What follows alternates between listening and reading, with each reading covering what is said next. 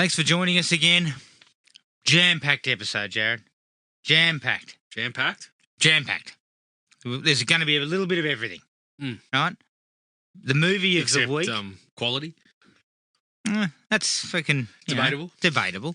The movie of the week is 2023's Malum, which is an interesting little picture. But before we get to that, Jared, let's dive straight into what we've been watching. I forgot to mention it last episode, so it was a couple of weeks ago, but I saw Ghostbusters, Frozen Empire. Stop. I think it's kind of run its race for a little bit. I thought Afterlife did a really good job. There was something about Afterlife that was kind of like emotional. Yeah. With the whole Egon. Yep. Some of that stuff was really good, and I think they created enough interesting new stuff, but they really fuck it up. Yeah. This one, and if you still want to hang on to the old guys, give them one more movie and wrap the whole lot up, or just ditch them totally. Well, see, my thing is, I don't mind if you don't stop. Like, you keep making them, but maybe it's time to let yeah, I think it's time to let the old guys go. Yeah. Except for Ernie Hudson. Oh, I'll take as much Ernie Hudson. God, I saw a picture of him the other day. 78 years old. He's looking in the best shape of his life. I was one of those idiots that, like, my favourite was I was a Winston man. Yeah. When in the original movie, he was in it for about 10 minutes. Yeah. But I was always a Winston fan. And maybe it was just the magnetic presence of Ernie Hudson. It was. I love the bloke. Because he's probably he gets a fair bit of screen time. Yeah, good. In this one. He gets a little bit more to do. Yeah. And I like that. I like the fact that they kind of reintegrate him quite well. Yeah. You've kind of, I'm yet to see it, but I'm going to take the kids to check it out. But you've kind of said basically everything that I've been reading. Like a lot of people say it's not necessarily not enjoyable, but there's just too many people in it, and it gets stretched a bit thin. Yeah. They needed to cut some stuff. I think Bill Murray's kind of... Paycheck? He's doing it for the paycheck, yeah. And I feel like Bill Murray's doing it as people expect him to do it. And again, it's always nice to see him, but he's barely in it. Yeah. And there is way too many characters. The young characters from the last movie kind of get shortchanged with this bullshit story. It doesn't really bring much to the table, if I'm honest. So it'll be interesting to hear what you think of it. Now, what's the rest of my stuff was a lot of sort of true crime and documentary style. Can't wait. I watched one called Victim/Suspect, which was really good. All about women who said they were raped and then had it turned around on them and gone Netflix? from being the victim. Yes, it was on Netflix. Being the victim to basically being charged with falsifying reports. Right, and it was looking at some of these cases and sort of saying, well, hang on a second, you went to falsifying reports, but yet if you look closely at the evidence, you kind of jumped the gun on it. So it was very interesting. I watched Files of the Unexplained. Talk to me. Files of the Uninteresting, basically. I mean, Netflix should be fucking ashamed of yourself once again. Just trotting out crap. I mean, you know exactly what I'm going to say. I scoured, saw no Bigfoot. Oh, yeah. And I said, I'm not interested. I mean, give me a fucking lake monster or something. Super dirty that there was no Bigfoot. Like, I'm thinking that is a standard here. Yeah. You've got all these fucking crackpots that you're interviewing. I'll take a fucking frogman or a Jersey Devil or anything. Just give me one of them. I mean, fuck. You've got all these crackpots that you're prepared to interview for this shit, but you're not going to interview the people who are talking about Bigfoot? I mean, what are you on about? Don't know what you're doing. Do not know what you're doing. There is one interesting episode, and it's actually more about a group of guys who get sort of disappear when they went to a basketball game. They end up 70 miles off course. Yeah. And they find the corpses of a couple of them kind of on the way to a hunting cabin. And it looks like they've been there for weeks. Like one guy's been there for weeks. Yeah. And I'd actually read about this. There's a lot of interesting shit in there, and there's a lot of kind of like what actually went on. It's actually intriguing. Yeah. But then the next episode's immediately about fucking UFOs. Too many UFOs. Let's recalibrate. 1 to 2 episodes on UFOs, 6 to 7 on Bigfoot. That's what you need to do to be successful with this shit. As I told you, Jared, I think the standard of aliens arriving, picking up a couple of fucking rednecks out in the bush, probing their bums and sending them home is essentially the alien equivalent of lighting a bag of dog shit on fire. Yeah. They're just fart-assing around. It's the adolescents kind of pissing off. What are you doing tonight? I'm going to go down and pick a reaches. couple of blokes. What do you reckon? Yeah, let's go and do that. Probe a couple of bums, come back home. Good night all around. Will we get any info out of it? I don't know. Yeah. As I said to you, if the technology is so advanced that they can fly fucking however many light years away, surely their tech is so advanced that they don't need to probe bums anymore. They can scan us with something. Yeah. Yeah, exactly. They run a full body. I mean, we're fucking running full body scans here. They're working with nanotechnology or something. I have never had my ass probed to be told what's wrong with me currently. Yeah, So why do the aliens have to do it? Yeah. I don't know. Well, I have I have not been required to have that either. But I'm not looking forward to having a couple of fingers up the clacker for prostate checks or anything like that. Yeah, we're I've got rather a metal rod. I'm closing in on the fucking year of the 2 fingers. 2 or 3, whatever the fuck you they're give getting. me 2, I'm out of there. Yeah, I'm close to giving bonk samples on a regular basis. Shit. Honestly, fucking hell. Well, maybe you should be abducted by the a joys UFO. of getting old, Jared. Look, it sounds like the aliens are doing it quick and clean. Just once, and then they can tell you everything. And you know what? They're also kind of knocking you out. You're groggy. Yeah, exactly. I don't recall it, but I recall sort of something being removed, and then I was back on the forest floor. Yeah, exactly. I'd prefer it that way. If the doctor just said to me, just head on up to head on up to the top of Mount Aisley and we'll pick you up. We'll knock you out and drop you back there at about 3:30. Look, we've got a specialist is coming down. I like the sound of that a little better. Me too. I watched Quiet on Set.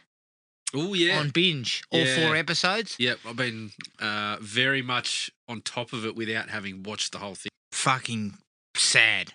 Yeah. And gut-wrenching to think about a company of that size and that kind of, with that kind of pull. Yeah. Having the kind of fucking scumbags that seem to be in there. And they name 3 on the trot in a short period of time. Yes. One who's been in multiple of those sort of circles, and was fucking named up in the whole Bryan Singer stuff as well. Yeah, and he was back working. Yeah. It's like, what the fuck? And it's clear that a number of those child actors have been harmed by not just the sexual assault side of it, but also the toxic environment that was being created.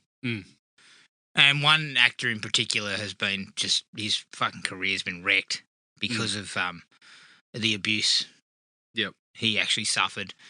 And, just very, very difficult, sort of tough to watch. And the last one is I watched a documentary called What Jennifer Did.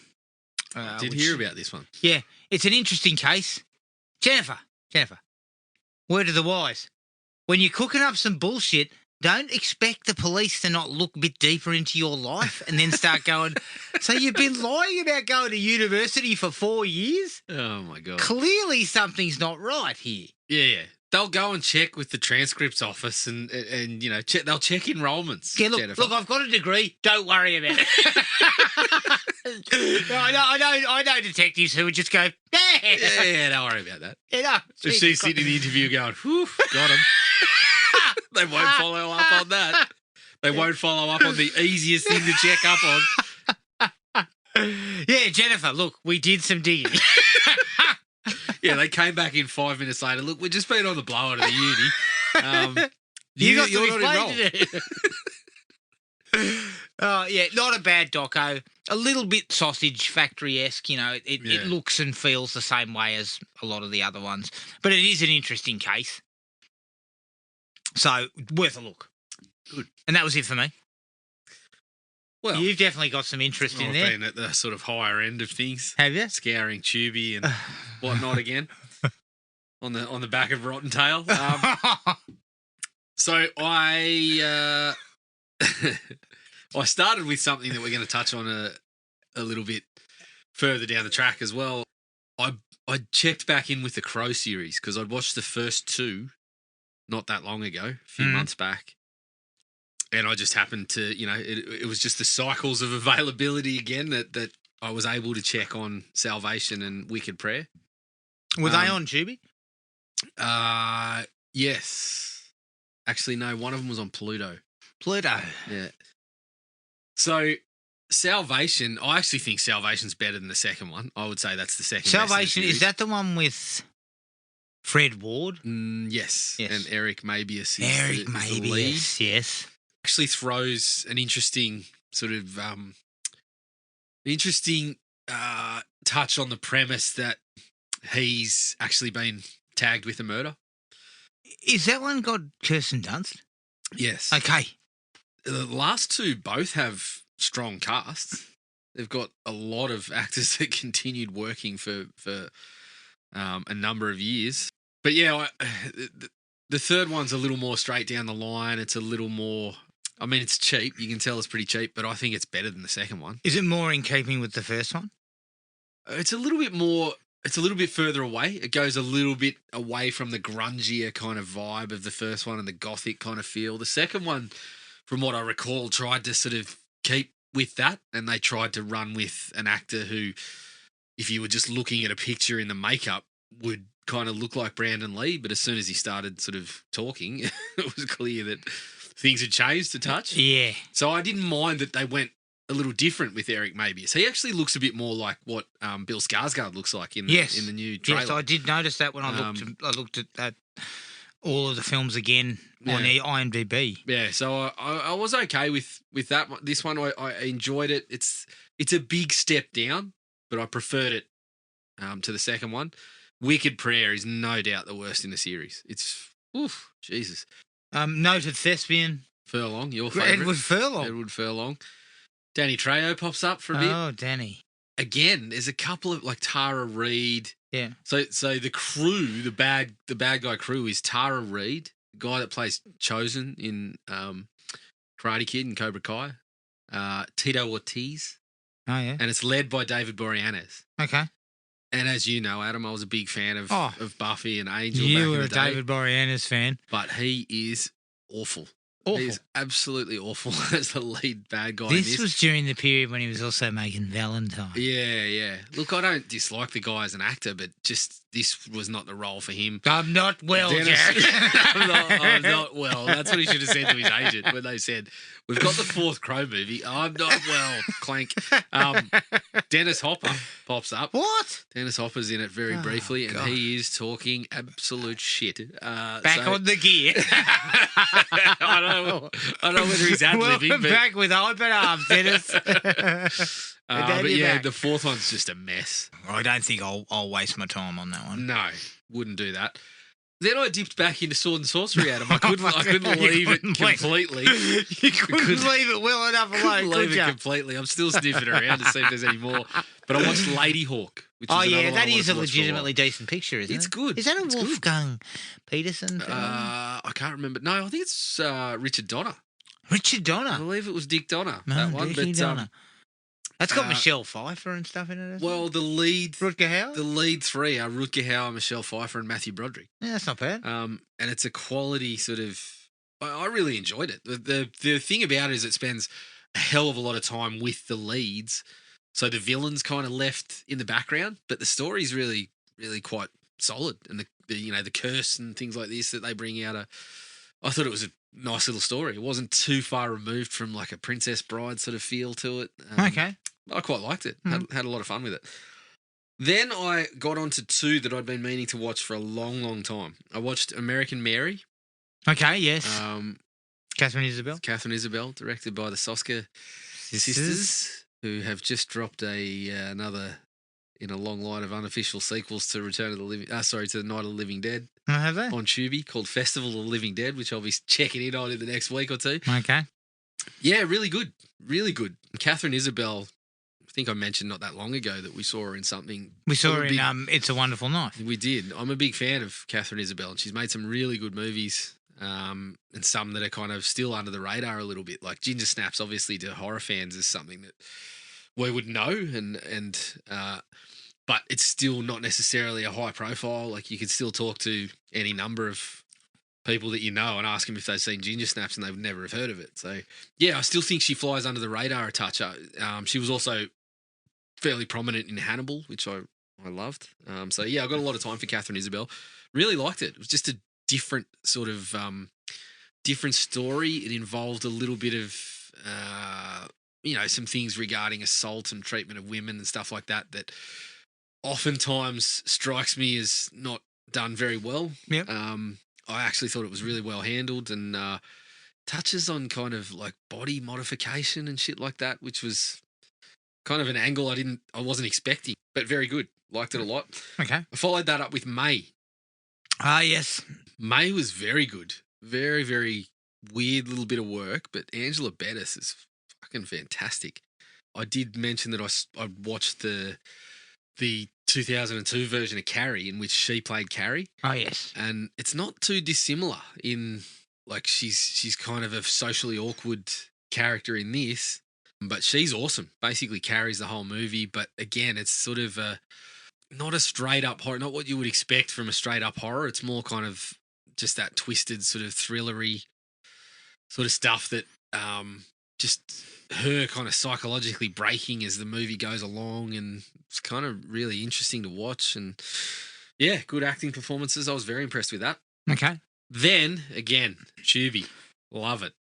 They dropped the whole fucking Critters series on there, and I was like a pig in shit. So I kicked off with Critters 1 and 2. I fucking loved it. I thought it was good. It's obviously, it was trying to cash in on the Gremlin stuff, but I love the kind of rural setting to it, and the effects are obviously kind of low key. There's times in the first movie where you can tell, they're cutting between something that's just fucking sitting there and not able to move much other than wiggling. Then they cut to a shot that's clearly a puppet and stuff like that. But I think they do well with what they've got. And the second one managed to keep the sort of keep the same vibe going, and I love the kind of inclusion of the bounty hunters that are trying to fucking catch these things and stuff. I thought it was great fun. So looking forward to checking in on the other ones. 4. Although I believe 1 and 2 are reasonably well regarded, and then it sort of drops off a little. But looking forward to finishing up with that. And the last thing I watched, Adam, was I had not seen Last Shift, so I thought I'd check it out before. Yes. Well, I didn't actually. I watched Malum before. I kind of wish I'd done it the other way around. But how did Last Shift? Like that. Yeah, it's good. Quite strong. Yes. So it'll be interesting looking at the new version against the old version. It's kind of it's good to have like the comparison of how it was done with a different budget and stuff. Yeah, that's true. All right, let's do a quick up or down, Jared. We talked about The Crow. The trailer for is it a remake? I mean, I guess it is going with Eric Draven, and I don't know. It's the terminology, right? Like I would call it a remake, but essentially it feels like it's going back to the comic book more than the Bruce Lee movie, like the look of him. And but again, it's going to take its own sort of measures on things. Obviously, it stars Bill Skarsgård, who is in it, and it's directed by Rupert Sanders, who directed Snow White and the Huntsman.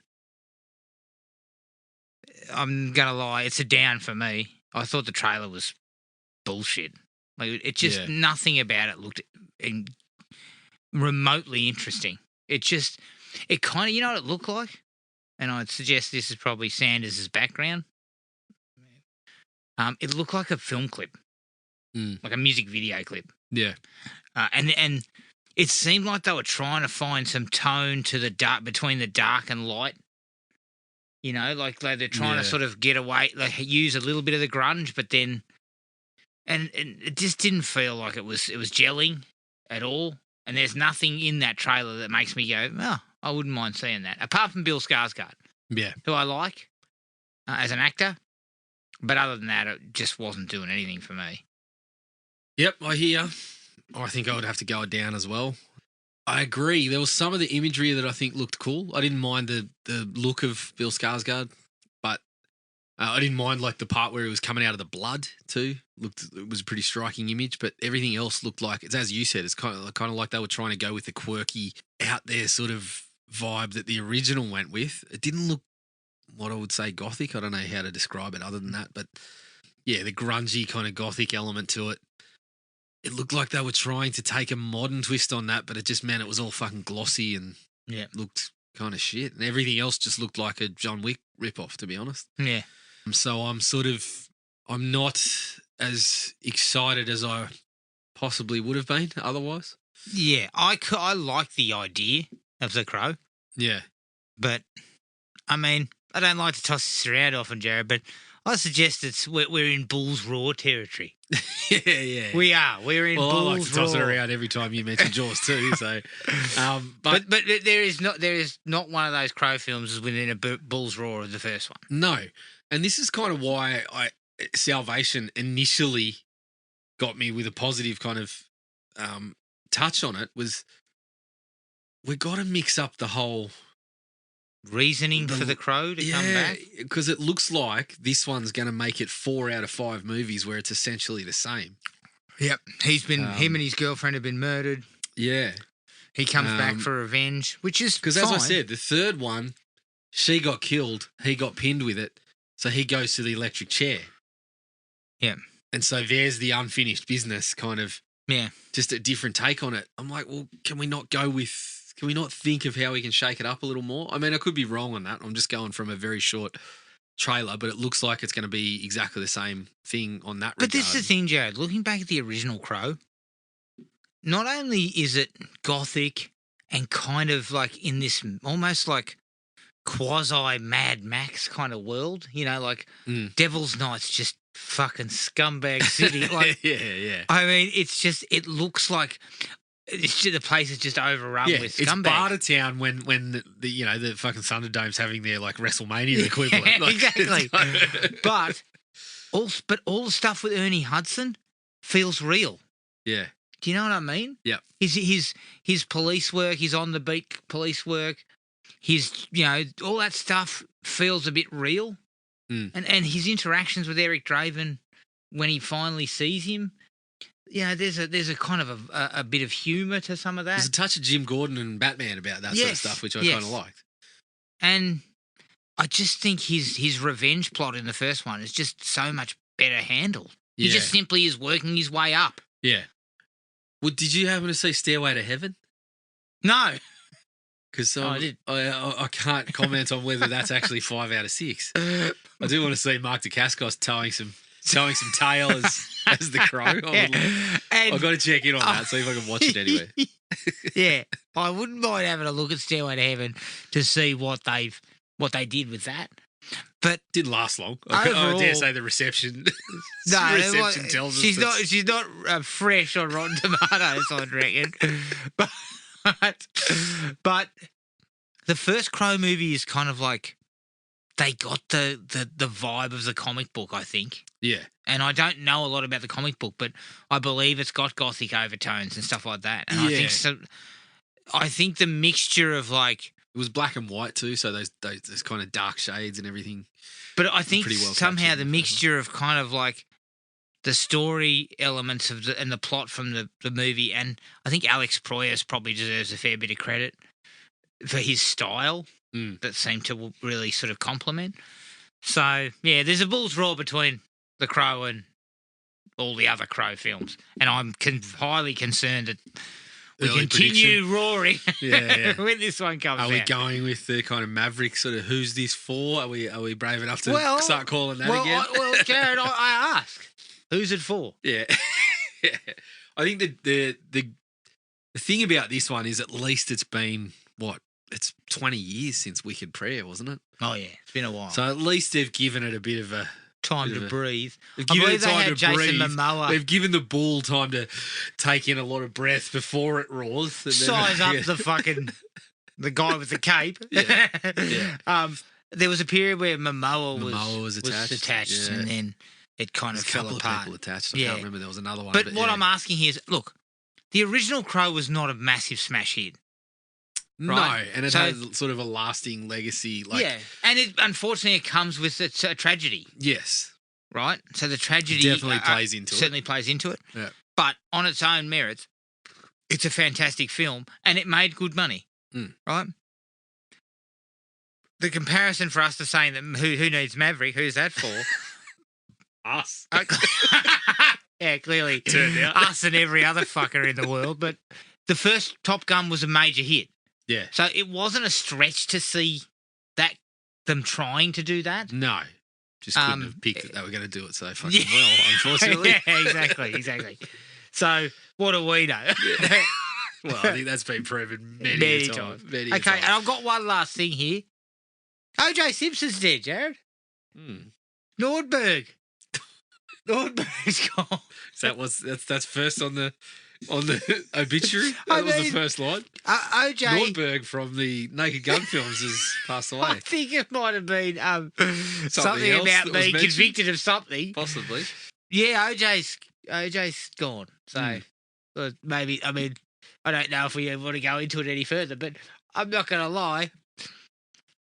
His performances in Nordberg always sort of, it was always got a chuckle. Got a chuckle, but unfortunately Until it then came with... Killed a couple of people. That sort of made it harder to laugh at the bloke. He was acquitted. Yeah. That's good. Well, Yeah, I mean, I think OJ...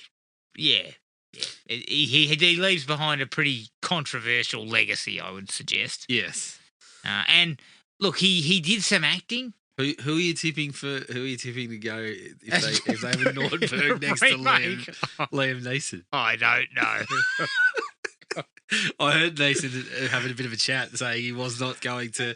He's not aping Leslie Nielsen. He's taking a different approach. Kind of like.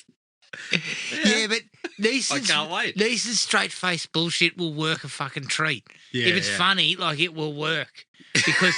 He's got that kind of super serious kind of style about him, and it will work if the jokes are good. Yeah, it's very much like how Leslie Nielsen worked, because he played it kind of straight man-esque. Yeah, in that. And the story of him going into that is kind of funny. The fact that they, Airplane lifted lines out of that movie from the 50s, and he was basically just saying them verbatim. But he's fucking just something about the way he looked and the way he delivered it made it piss funny. I love that movie. I love that movie. I really do. And you know what? I could not help but chuckle when I heard AJ had died. No. So you need to continue with that sentence. The only thing that came to mind was the Naked Gun, right? Yeah. And then the first thing that came to mind was during the baseball game when the guy's going back to take the catch, and his fucking head falls off, and the commentator goes, "Oh, how about that?" You know the first thing that came to mind for me? Oh. When Nordberg's sitting there in the wheelchair and Leslie Nielsen fucking knocks him down the stairs. So in the background of him and Jade, you just keep seeing Nordberg go. I also didn't mind steering. He's fucking gyrating around the place. Yeah. I'm glad OJ's death brought great mirth and joy. I love the fact that it brought about no fucking sort of like somberness. Some shit in the movie was in. Yeah, that kind of speaks to the sort of people. You know what? Honestly, I feel the flames licking at my heels. Very similar to OJ, I'd say. I was going to say, when you turn up to meet the devil, OJ will come rolling out and you'll accidentally knock him down a flight of steps as you go to shake the devil's hand. Yeah. Oh, fuck, man, I've been waiting to meet you. Shit. All right, okay. Let's take a break, Jared. And here's the trailer for 2023's Malum. I can see the fear in your eyes. You saw something you can't explain.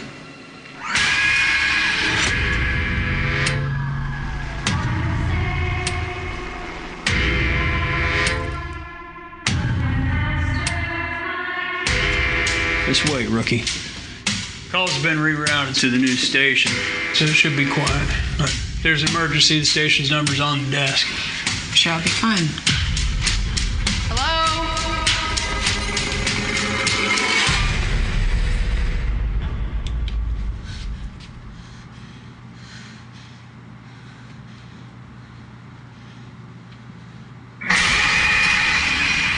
Told us that Captain Lauren's daughter would be joining the department.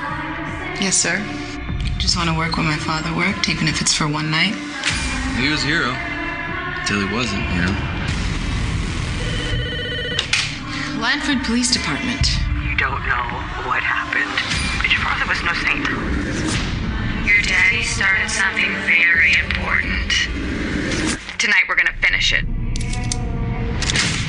The Temple Baron will bring forth the low god, and I will be Redeemer.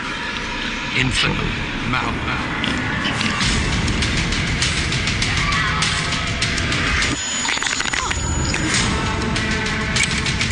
I can't do this anymore. Just get me out. We pray in the temple of the low god.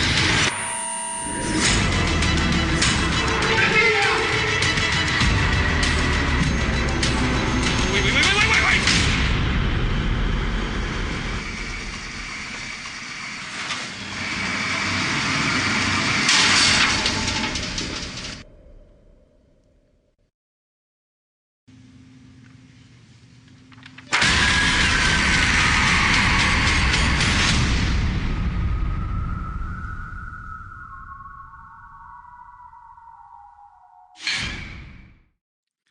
Malum from 2023, directed by Anthony DiBlasi, who directed Most Likely to Die.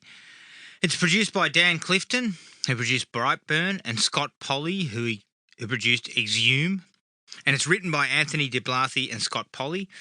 It stars Jessica Sula as Jessica Lauren, Natalie Victoria as Marigold, Munro Klein as Betty, and Kevin Wayne as Nate.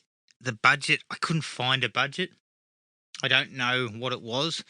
My understanding is it was higher than Last Shift. Mm-hmm. And the box office was $710,000 worldwide. So it didn't get a lot of a wide release. And this is, of course, a remake / re-imaging of director Anthony DiBlasi's earlier 2014 film, Last Shift. Jared, how'd you feel about this? I was a little down on it. Down? Yeah, I think the idea is sound. I did, as I said, I did sort of watch Last Shift for a little bit of comparison's sake. But even prior to watching it, I was a little low on this one. I thought it starts pretty well. There's some elements that work very well, some work with the sound, some creepy imagery that starts quite early.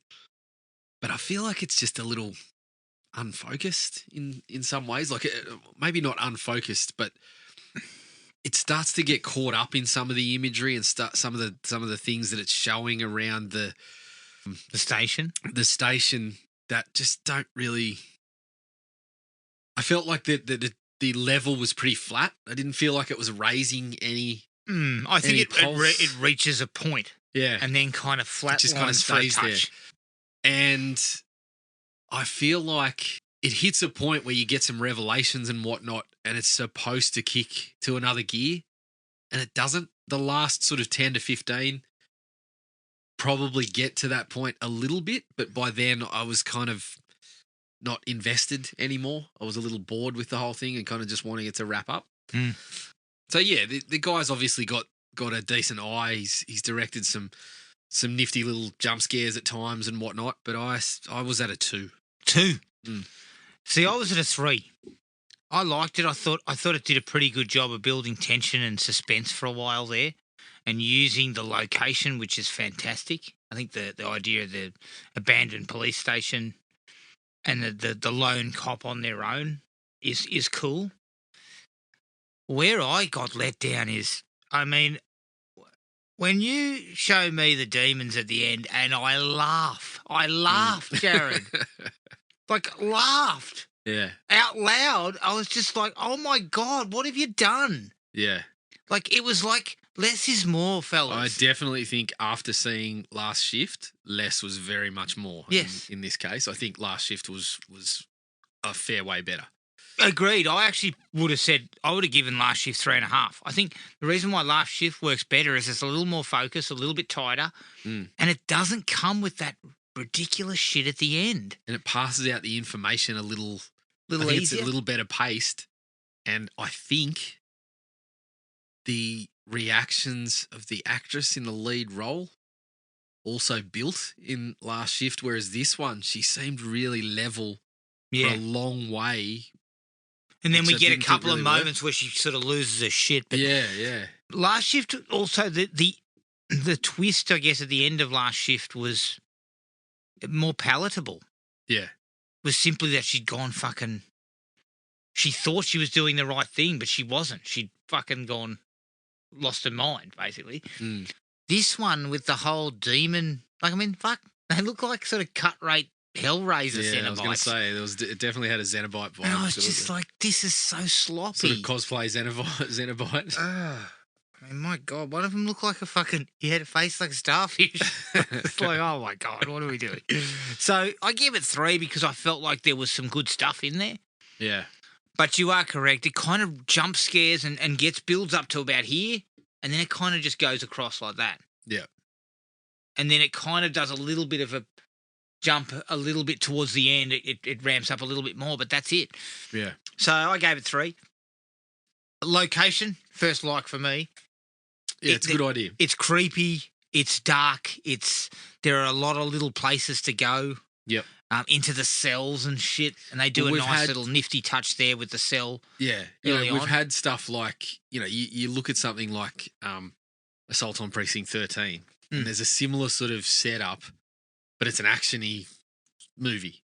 To take that kind of same premise, not the same premise, but a similar sort of location, similar idea of a understaffed or zero-staffed police station.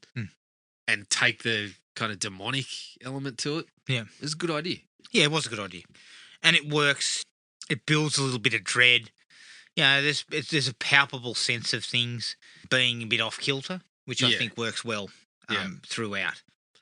I actually think the evidence video at the start... Yeah, that's a good little touch. Certainly achieves a creepy vibe, especially for people... So I watched them in the other order. I watched this one first, and then I went to Last Shift.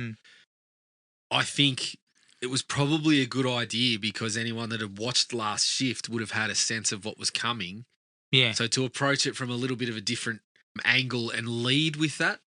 Good idea. I thought it did give, the whole Manson family sort of tone to what they were doing and the way they were carrying on.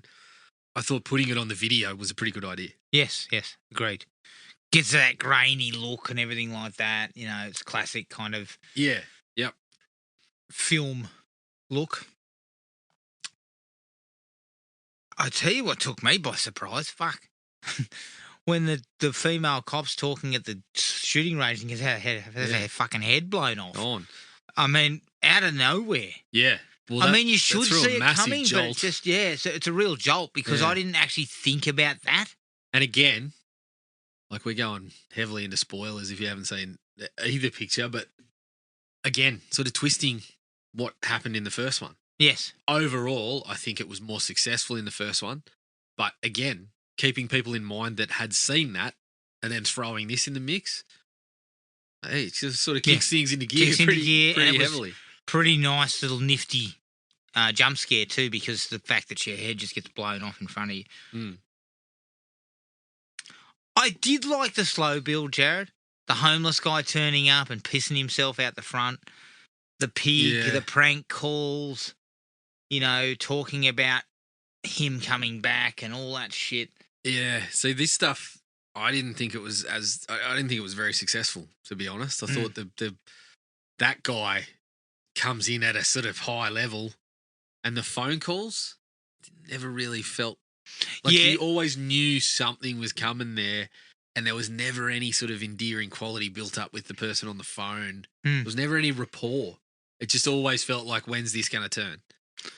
They probably could have done something more with that. Yeah. I did actually like, though, sort of in keeping with what you were saying there, one of the parts that I did feel worked out was the use of like the basketball. Because, I mean, you see old mate blowing up, which I thought, initially I thought, why the fuck is he kicking a ball around and carry it on? But they brought it back a couple of times just through use of the sound. And then I really dug seeing the dad's silhouette, or what seemed very clearly like the dad's silhouette across the basketball court, just sort of standing in the doorway. Yeah. I dug that sort of stuff. I felt that was more successful in building a bit of the sort of the tone of where we were heading and whatnot. Yeah, agreed. I really did like the scene in the cell, though, where she brings the homeless guy down. Mm-hmm. And then the flashlight falls out of her grip and rolls away. And as it rolls away, when she picks it up, she sees something in the corner. It's like someone bent down like that. Yep. And then she brings it up, and it's the homeless guy. He's standing there. Yeah. I liked that, and I thought there was a claustrophobia to that. She was kind of trapped in there with him. Yep. And it kind of also played into the fact that she was a rookie. She didn't have experience. She was just trying to do the right thing, but fucking things up type of thing. So I liked that. I think there was a real tense sort of atmosphere there.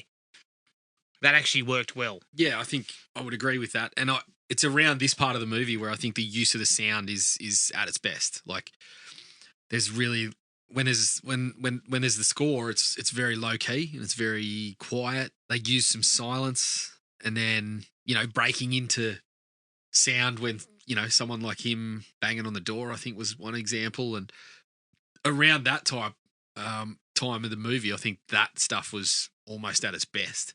And I think the sound was one of the most effective ways that they were using to build that tension that you were talking about. Yeah, agreed. I like this scene to some degree. I also had question marks around some of these characters that they kind of just roll in, like the prostitute or whatever she was. And there's a really nifty bit where she kind of just stops talking and just stares at her for a second. Yeah. And then she starts talking about the father.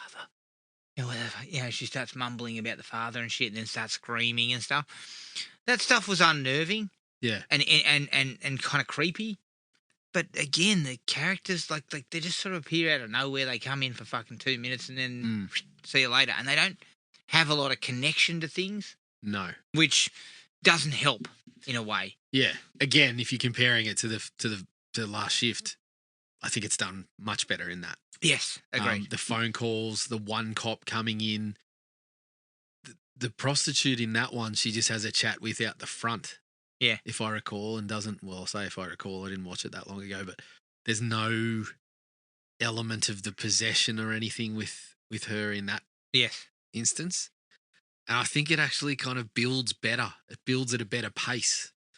I actually thought, again, going back to the jump scares, the part where she's watching the video of the girl getting bashed. Well, there's the baseball bat, and there's the interrogations or all the followers. And I thought the interrogations were good to kind of just flesh a little bit out for us. I've got a big dislike to that, but the bag over the head while she's watching it, that sort of stuff was really good when they just short, sharp bits like that.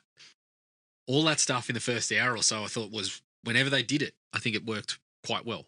It came, as I said, at a point that I didn't love so much. It's as you were saying, there was a good portion to that, and the guy that was playing Malum was, or however you say it, Malum was pretty creepy.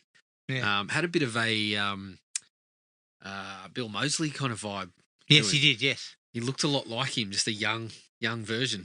And the followers sort of talking and going a little bit off to throw that in the mix when she's just kind of engaged in the screen there and whatnot, I think that was well handled. Yeah, agreed. I did like bringing back the two cops that we saw at the start. Was it Price and someone? Yeah. I guess in a way to actually kind of touch back to the father. Yeah. Because they were in the father section at the start. Uh-huh. And then it gives you a kind of like you get this feeling of like, is one of these guys a bit dusty? Like, is someone kind Both of them dicey? To be honest. So they kind of play that kind of angle a little bit. Yep. Which I thought was okay. Because we didn't have a lot of returning characters, did we? We didn't have a lot of barely any people that she was having much contact with. Nope. So I thought that was an all right move to bring them back. And the last thing for me was the girl getting hung. Yeah. That's probably the best FX sequence where it cuts through her hand and chops off her fingers and cuts her head off. The eye popping out and the head fucking just bursts like a pimple. Yeah, and that was genuinely kind of nasty. That was creepy. And the effects work there is really good. Yeah. Now, the less said about some of the other effects, Beyond the better, I would have said. Yeah. That was the last one that I actually had listed. Yeah. Myself. All right. Dislikes. Okay. Big one off the bat for me. Taking the father and showing that he kind of lost the plot affects the rest of the movie. Because I think, looking at it, I think that's what makes the phone calls not work, the relationship with anybody else not work. Because the first guy that she sees, he starts with it, blowing up about her dad killing his friends or whatever. The two cops, when they come in, it's immediately looking like this is just adding to this tone of, we know this is fucked up, so why are we bothering to fucking try to tease it out? I actually think, and I didn't know until I watched Last Shift that they'd kind of taken a different approach with that. Yeah. I think it worked way better in the first one, and I feel like, although that scene of her dad at the start is quite good, yeah, it impacts the rest of the film in a bit of a negative fashion for me. Okay. I think every time they were on the phone from that point, it was off. Yeah. And you just knew, you were just waiting. Even in the first one, you had a sense that something's going to go wrong here, but the conversation on the phone with the other officers, and when the one officer comes in, there's this real caring sort of relating to her and saying your father was a hero and all this sort of stuff. Yeah. I think it actually makes the unsettling parts more unsettling. Okay. Because I feel like in this one, we were just kind of waiting for it all. We were just like, we know this is fucked up. Let's just get to it. Yeah, I would agree with some of that. I don't think it's as successful as they were probably hoping for. It's to take it in a slightly new direction. But agreed. I think it kind of impacts a fair bit on certain parts of the film. It just adds this layer of, so what are we uncovering here? Which, when it uncovers it and shows you what was a little different, it's not all that impactful, I didn't think. Fair enough. Some of the acting's a little spotty. I feel like there was better performances in Last Shift. And, you seem to have a bigger budget, more money. I felt like you probably could have got some better performers here. Like some of like the father was terrible. Yeah. His performance is terrible. And I think the girl in the lead is quite good. Yeah, the girl in the lead is perfectly fine. As I said, I think one of the things I was down on was, I felt like, although I think she's a good actress, I don't know whether it was like a choice, a directorial choice or whatever it is. But as I said, I just feel like there wasn't really an escalation or a huge change in her behaviour in a lot of parts. No. There was some points where she's on the phone and it's looking a little panicked, and then it's just straight back to this level. Yeah. That doesn't really go up and down as much as I was expecting it would. Yeah, I would agree with that. And I think on a basis of performances, I still feel like Last Shift was better in that respect. It's kind of convenient, and I know it's for plot purposes, but it's pretty fucking convenient to find a box full of newspaper clippings, which basically, talk about the daily exposition. Yeah, like all the headlines are just exposition dumps. Like it's you haven't even put any effort into making them kind of like quasi like a newspaper would write. Yeah. Like, you had something. And she finds it pretty easily. Yeah, yeah. It's just in the locker, Just isn't in it? the locker. Yeah, Yeah. yeah. Notices, Didn't think we notices there's dumped this shit. Yeah, this was a tragedy. I don't know if we want to. And we don't want to keep that everything around. clipped about it. Yeah.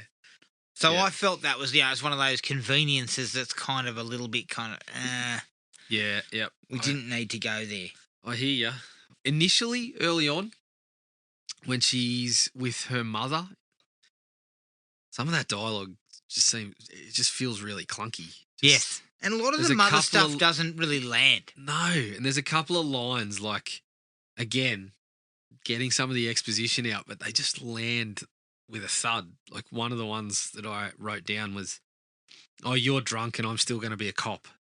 Yeah. And then we go from there. Mum starts going on about the toy she leaves there. Yeah. Oh, he loved these things. Yeah, but this was his favourite. That shit has no fucking bearing on Doesn't need anything. to be there. No. Like, Doesn't need to be there. what's this all about? Yeah.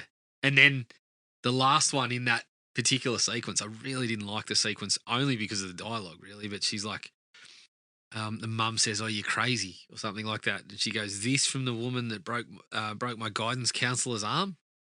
I'm like, can we not find a cleaner way to get this out, or not even bother with it? Like, Yeah. It was a little bit forced. It was a little bit clunky. yeah. It just, none of that hit the mark at all. I thought the mother stuff was just a waste. It put me off a little bit. Yeah, and again, it didn't really even tie back that decently to the end. Like when No. they kind of bring that back, and it's Yeah. just kind of wasted. Yep. So I was I was kind of disappointed on all that. Yep.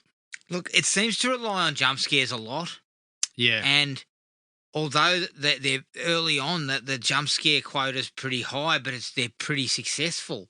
Yeah. But then it kind of just gets into repetition. So jump Repetition. scare after jump scare after jump scare. Yeah. And we continue to sort of say, we're going to give you something. We're going to tell you what's happening here. I feel like it gets caught up in the imagery Yes. and starting to throw more of the demonic stuff and starting to throw more, we say hallucinations, but where she's having flashbacks to things. And again, I hate to keep comparing it, but I think the lower budget almost made the story more succinct in the first one Yes. and actually made it a bit of a story. And we get some of that, not being able to shoot the sequence with the father kind of makes it come out in a cleaner It fashion. teases it out the right way. Yeah, whereas once we get to, I feel like it's from about, the 45-minute mark, maybe even a little bit earlier, we just seem to keep going from, oh, here's a strange image. Oh, now we'll have a hallucination. Oh, now we'll get a little bit more about the story. Another image. Back to Malum. Back to, like, it just kind of bounced around, and I just didn't feel like it was coming out in a, well, it didn't hit with me personally. No, I would agree there too. It just kind of like was on like a carousel Yeah. of things that we had to put in every Yep. few minutes. Yep. Now, effects. Like, if you got a higher budget here, like, surely you can get me a better effects house. I think the difference They is went with more things that required effects yes. too. And so one of the things about last shifts that worked is you didn't have as many. No, not much. So you didn't really need as much effects work. But even then, I feel like the simpler look to the demon was creepier. Yes. Totally agree. Because the demons that they bring out they look fucking ridiculous. Like, and it just takes all the wind out of it. Like, Yeah. you're coming home. They start to get back to coming home with a bit of a wet sail. There's a bit of a shootout in there, and she's firing with the shotgun and everything like that, and killing people, and I'm just thinking, yeah, we're going along all right here, and then we stop for a minute to showcase these ridiculous looking things, Mm. and it just undercuts everything. Yeah, it does a little bit. I mean, as I said, I laughed, and You weren't clearly supposed I to. wasn't supposed to be No, laughing. you definitely weren't supposed to. So I think FX-wise, it struggles Yeah. for anything decent there. Yep, I hear you. I sort of said it already, but I feel like the reveal about the mother being tied up with the cult, Yeah. it's supposed to really ramp up and kick things into another gear. And isn't it insinuating that she's the daughter? Of Malum? Yeah, I think that's what I sort of got. I mean, to me, that stuck out to me. I kind of was onto that pretty early. I was kind of like, well, yeah, maybe she's connected to him in some way. And then clearly it starts to unravel that, yes, she is the daughter. Yep. And I felt like that was very unsuccessful. From that point, we just get a little bit more of the homeless guy, but he's got one leg and he's kind of looking like he's almost sort of transforming into some sort of demonic element himself. But I just didn't feel like it was quickening the pulse very much. No, it wasn't. It wasn't. And again, you are relying on these twists or whatever you're calling them, and yet to me they weren't sort of making much of a dent. No. In anything. No, I didn't think so. I mean, this is where I feel like it was more of sort of sluggish and slow more than slow burn. Just when you hit these parts and you were just kind of like, ugh.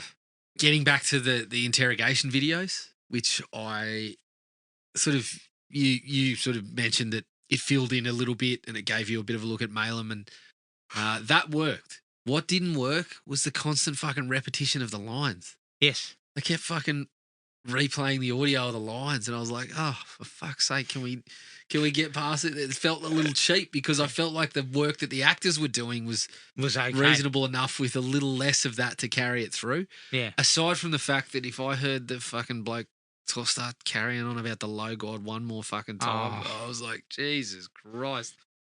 Give me the shotgun. You are fixing to get your head blown off, mate. I'm fucking serious. Every time he started rambling at the low god and all this sort of shit. I can show you the low god in a minute.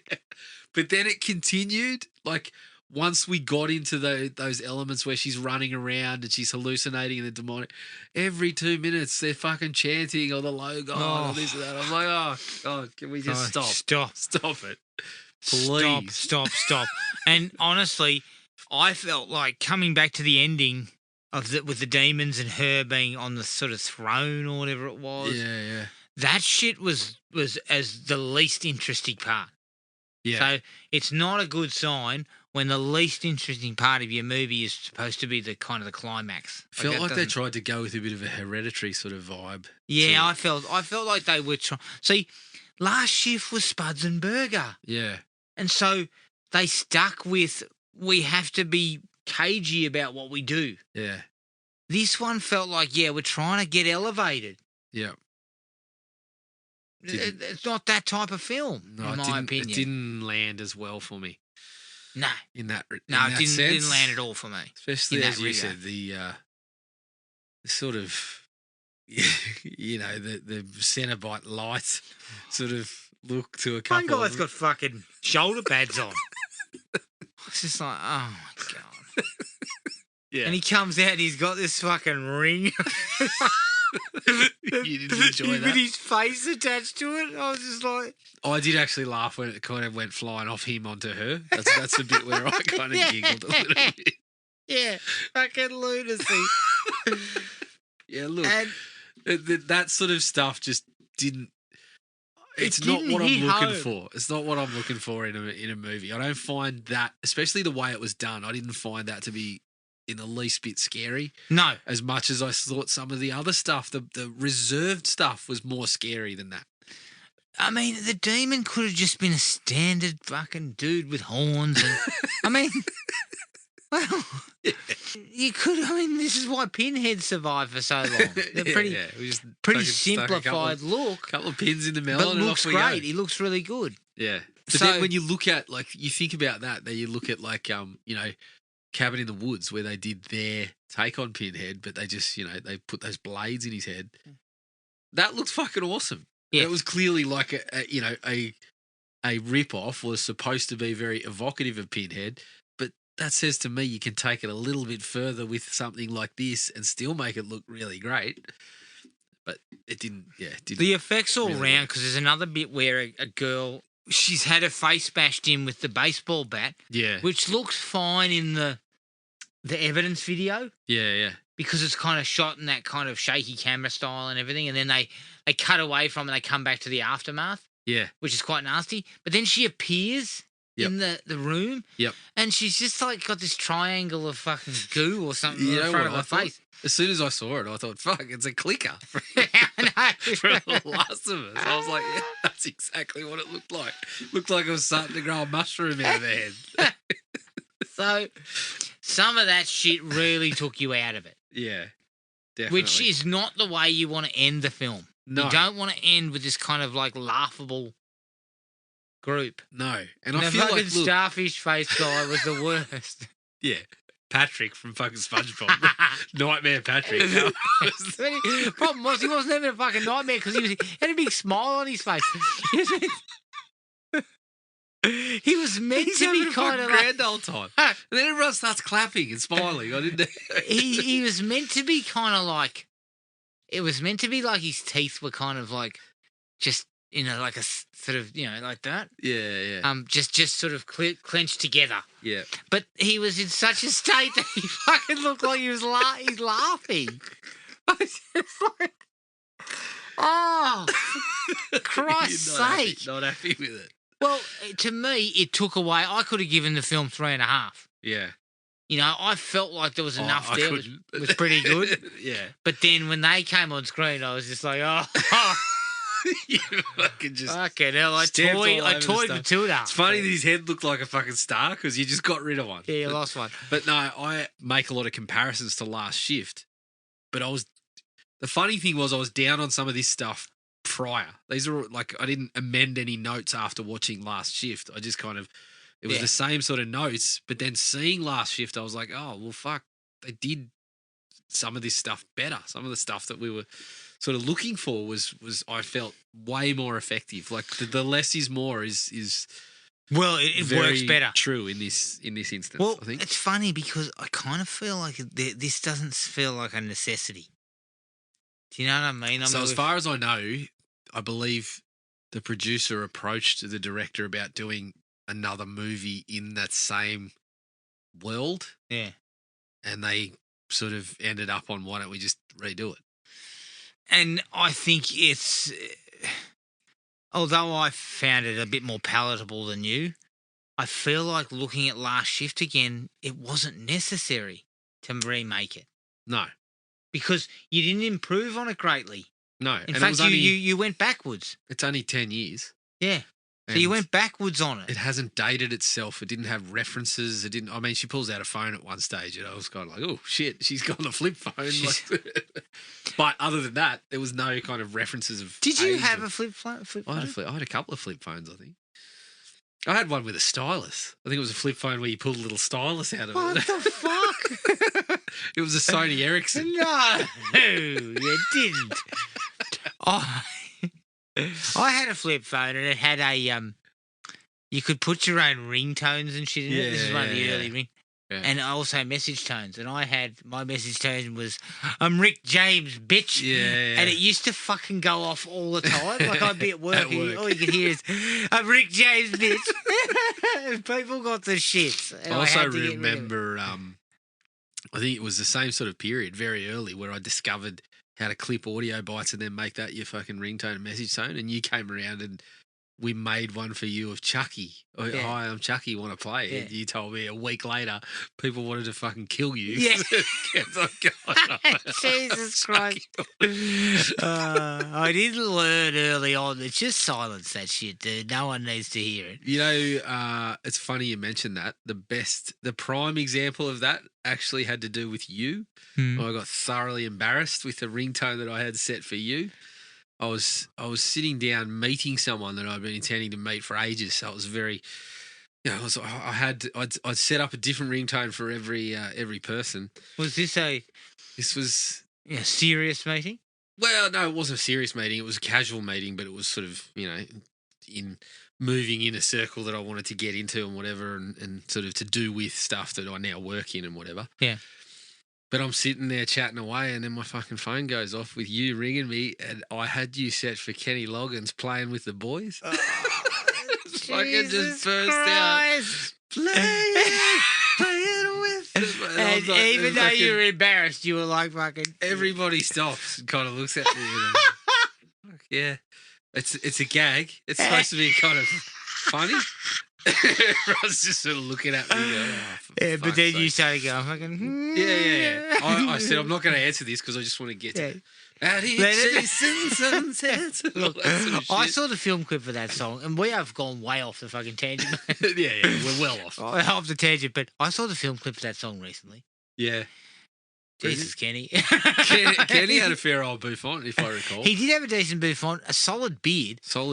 Kenny, yeah, it's funny because even his film clip for Danger Zone seems a little bit the same. He's sort of sitting around in a bedroom. Is that actually a Danger Zone, Kenny? Because what are you trying to tell us, Kenny? Surely in the 80s, Kenny, that was not a Danger Zone for you. Like, do you know what I mean? Kenny was on riding high. Kenny was riding high. Riding high back then. But He playing was. with the boys, none of that's... I mean, if you actually listen to the words, it doesn't sound great. I'm out here chasing sunsets. It's one of life's simple joys, Adam. Yeah. Playing with the boys. Yeah, okay. It doesn't sound Thank you, good. Kenny. But that was it for me. It ends with a real fucking whimper for me. And that's why I took away the, like, I felt we were moving in some pretty good territory for a while there. Yeah. And then bang. Yeah. It just comes apart. Yeah, it was all pretty strong. I mean, aside from old mate that she first meets fucking kicking a basketball, like I'd be rolling in there going, "Hey, buddy, you take some vacation time. Take it easy, big fella. You want to go and get a coffee? Yeah. If you're not careful, motherfucker, you'll be looking after this place." Yeah. They need to de-stress, And mate. I actually don't feel like they successfully kind of integrated the fact that she was on her own, she was out of her depth. Like, I don't feel like that was successfully done. Yeah. Even though you do get those moments where she meets the copper and he kind of makes out like she's fucking wet behind the ears and all that sort of stuff.